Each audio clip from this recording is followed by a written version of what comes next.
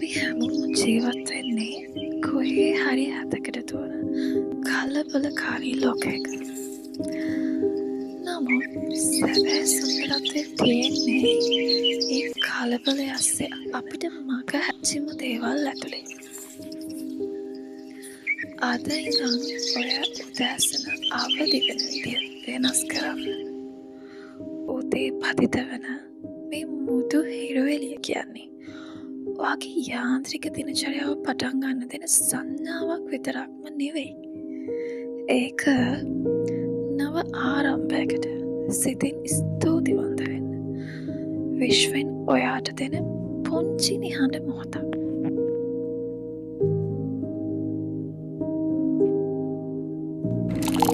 ඔයා වෙනුවෙන් හදන එක සෙමින් රස විඳින්න. එහි උණුසුම ඔයාගේ ශරීරය පුරා ආත්මය පුරා දැනෙන්න දෙන්න. හැම තප්පරයක්ම විඳින්න. හරියට එක ඔයාට විතරක් අයිති පුංචි සුකොපභෝගී තෑග්ගක් වගේ. ඔයා වටා තියෙන ලෝකයේ විදිය අලුත් ඇස් දෙකකින් බලන්න.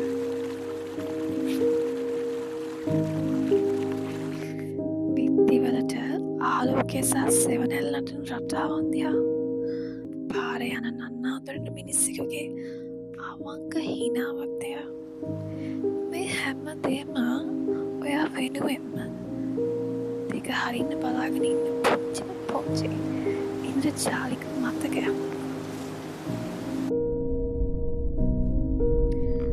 අපේ දෑත්වලට තවත් කෙනෙක්ගේ අතක් අවශ්‍යම නැහැ උණුසුම ආරක්ෂාව හොයන්න. සොපා තමත් එක්ක මතකට එකතු වෙන්න. වැටෙන වැහිපින්නක තියෙන සිසිලස, මේ පොළොවේ තියෙන නිහඬ තෙතමනය, හමන මට සුළඟ වගේ දෑත්වලින් ස්පර්ශ කරන්න. ඒ ස්පර්ශය තුළින් වගේ ආත්මයට දැනෙන්න ඉඩ හරින්න. ඔයාට තනියම කොහැරි යන්න, තනියම ඉන්න බය වෙන්න ඕනේ නැහැ. ඔයාගේ ජීවිතේ ඔයාට ඉන්න හොඳම සහ විශ්වාසවන්තම යාළුවා විදිහට ඔයාවම තෝරගන්න. අනුන්ගේ බලාපොරොත්තු වෙන ඒ ආදරය, ඒ අවධානය ඔයා මුලින්ම ඔයාටම දෙන්න. අද දවසේ ඔයා ඔයාගේ ජීවිතේ ලස්සනම සහ ආදරණීයම කෙනා වෙන්න.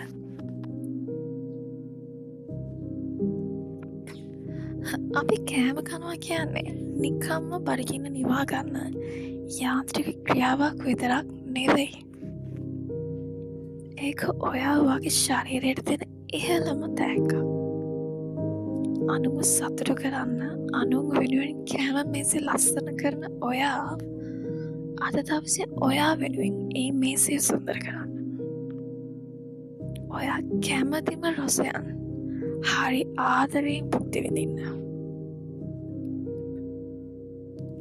ඒක තමයි ඔයා ඔයාගේ පැවැත්මට දක්වන ලොකුම ගෞරවය.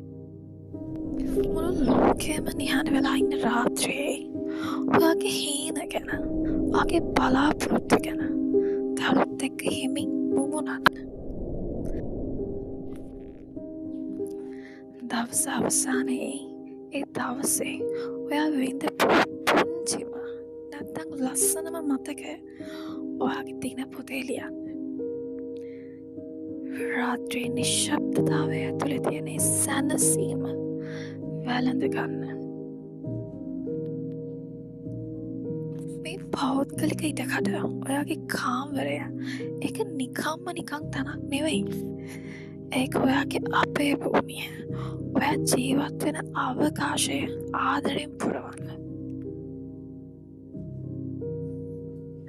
වහින දවසකට උනත් බය වෙන්නේ නැතුව වැස්සේ ශබ්දය කියන්නේ සුබාදහම ඔයාගේ හිත නිවන්න දෙන ලොකුම සංගීතය. ඒ රිද්මය අහන්න, ඒ සුවඳ විඳින්න. ජීවිතේ සමරන්න විශේෂ දින දර්ශන අවශ්‍ය නැහැ. ඔයා ආසම ඇඳුම අද අඳින්න. වගේ මේසෙට අලුත් මල් තියන්න. මොකද ඔයාගේ ජීවිත කතාවේ එකම සහ ලස්සනම නිර්මාණකරු ඔයාමයි. ජීවිතේ සුන්දරත්වය තියෙන්නේ පරිපූර්ණත්වය නෙවෙයි. ඔයා ජීවිතය දකින දෘෂ්ටිකෝණේ. ඉතින් ජීවිතේ ලස්සනට විඳින්න. ඔයා ඔයාට ආදරය කරන්න.